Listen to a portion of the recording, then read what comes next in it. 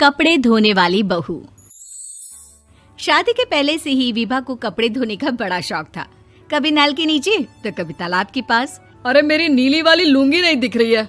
विभा की अम्मा, कहाँ रखी है लुंगी? अरे वो तो विभा ने परसों ही धोकर रखी थी आपकी अलमारी में, देखो वहीं होगी। वो ना मैंने आज धो दी, मुझे लगा कि गंदी हो गई होगी। अरे कैसे गंदी हो गई थी? उसे तो मैंने पहना भी नहीं। हे भगवान, इस लड़की के कपड़े धोने की आदत से परेशान हो गया हूँ मैं। जितना तो घर में राशन नहीं आता, उससे कहीं ज्यादा डिटर्जेंट पाउडर का खर्चा है। इसकी शादी करवा दो, शादी जाए अपने घर में ही करे काम, फिर चाहे घर के कपड़े धोने हो या पूरे गांव के। हाँ ठीक बोल रही हूँ, देखता हूँ मैं कोई लड़का। वो दिन भी आ जाता है जब विभा को देखने लड़के वाले आ जाते हैं। लड़की मुझे अच्छी लगी। होने वाली सास कहती है, बेटी अगर कुछ पूछना है तो पूछ लो। वैसे तो हमारी लड़की बहुत ही शर्मीली है, जो बोल दो वो मान लेती है, इसे क्या पूछना होगा। अरे कैसी बात कर रही हो माँ, मुझे इन लोगों के घर रहना है, सवाल तो कई है। हाँ हाँ बेटा, पूछ लो ना, क्या पूछना है। आप लोगों के घर कपड़े कौन धोता है? सास का मुंह बन जाता है।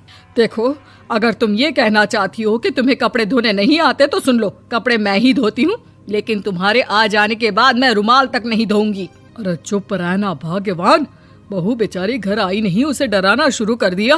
वो क्या है ना बिटिया, अभी तक तो ये कल्लू की माँ ही धोती थी, लेकिन अब तुम्हारे पापा तो दहेज में वॉशिंग मशीन देंगे ही। तभी विभा की माँ बोल पड़ती है, सवाल भी पूछा तो क्या। वैसे भाई साहब, मशीन की तो फिर भी कपड़े धोने की कैपेसिटी होती है। मतलब जो बिटिया दे रहे हैं ना विभा, इसे कपड़े धोने का बहुत शौक है। ये आप लोगों के क्या, आस पड़ोस गांव मोहल्ले सबके कपड़े धो दे और उफ तक ना करे। बाहर देखा नहीं आपने कितने कपड़े सूख रहे हैं? सब हमारी बिटिया ने ही तो धोए हैं। बस भी करो ना माँ, शर्म आ रही इतनी तारीफ सुनकर। और तो और एक दाग निकाल कर दिखाओ तो मान जाओ। हाँ अच्छा अच्छा, माफ करना बेटा, मैंने गलत समझा। हमें तो रिश्ता बहुत पसंद है। और ऐसे जुड़ जाता है रिश्ता कपड़े धोने का शौक रखने वाली विभा का। उसकी शादी हो जाती है कोयला फैक्ट्री में काम करने वाले कल्लू के साथ। शादी के बाद अचानक विभा चिल्लाती हुई सास के पास आती है। सासू माँ, अरे सासू माँ कहाँ है आप? ये तो धोखा है, धोखा दिया आप लोगों ने मुझे। इसे ससुर के चक्कर के बारे में पता चल गया। अरे तो उसमें तुझे क्यों धोखा मिला है? अरे नल में पानी नहीं आता, कपड़े कैसे कब धुलेंगे? अच्छा अच्छा, तू पानी नहीं आ रहा उसकी बात कर रही है? तो आपने क्या सोचा? कुछ नहीं। अच्छा हाँ, तेरी माँ ने कहा था कि कपड़े धोने का शौक है तुझे, याद आया मुझे। शौक शौक बोलकर कपड़े धोने वाले मेरे जुनून को कम ना आके सासू माँ, कपड़ा धोना मेरा गुरूर है। तभी पति भी वहाँ आ जाता है। अभी अभी मैंने इसे सनी देओल की फिल्म दिखाई है, उसी के डायलॉग मार रही है माँ। अच्छा सुन, साफ साफ बता रही हूँ, पानी सुबह 4 से 6 और शाम को 10 से 12 आता है, समझी? विभा टाइमिंग सुनकर हैरान हो जाती है। ये क्या भूतों का मोहल्ला है? सुबह 4 बजे उठकर कौन कपड़े धोता है? 4 बजे टंकी में पानी जाता है, फिर सारा दिन धोना ना, किसने मना किया? अरे कैसी बात कर रही हैं? 200 लीटर की टंकी में कितने कपड़े धो लूंगी मैं, सुबह ही उठ जाऊंगी मैं। अब क्या था, विभा सुबह 4 से लेकर रात के 12 बजे तक कपड़े ही धोती रहती। एक रोज सास पड़ोस से निकलकर कहीं जा रही होती है कि साथ वाली कहती है, हाँ कल्लू की माँ, जरा ये बताओ कि 2 साड़ी है, 2 ब्लाउज और एक पेटीकोट और एक नाड़े वाला लंबा कच्छा। हाँ तो? अरे तो क्या, कितना लोगी धुलाई ये बताओ। धोबन दिख रहे हैं हम क्या? हमारे पति सरकारी नौकरी से अभी अभी रिटायर हुए हैं और बेटा सुपरवाइजर है कोयला फैक्ट्री में। धोबन समझ रखा है हमें?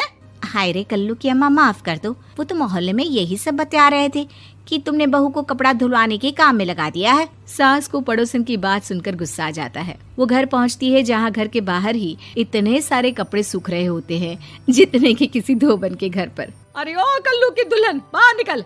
माँ जी यहीं आ जाओ, बाथरूम में चादर धो रहे हैं हम। अरे अभी हम धोते हैं, तुमको बाहर निकलो। ये आस पड़ोस वाले बोल रहे हैं कि हम बहू से कपड़े धुलवा कर उसे कपड़ा धोने वाली बना दिए हैं।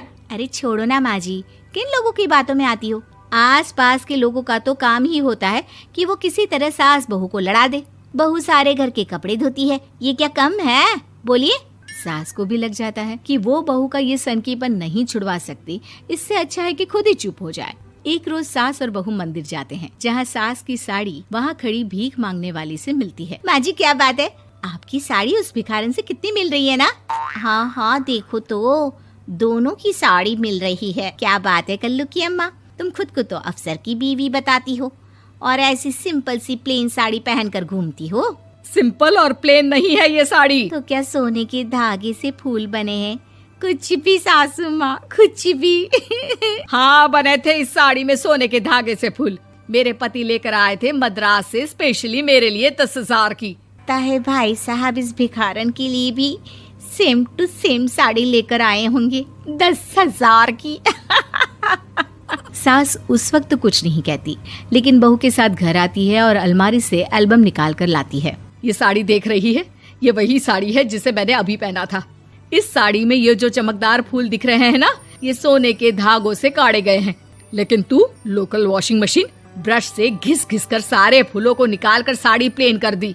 मुझे माफ कर दीजिए सासू माँ। और तो और, जब मैंने तुझे तेरी गलती के लिए कुछ नहीं कहा, लेकिन तूने तो सबके सामने मेरा मजाक ही बना दिया। क्यों? बहू को समझ में आ जाता है कि अब से उसका कपड़े धोना बंद।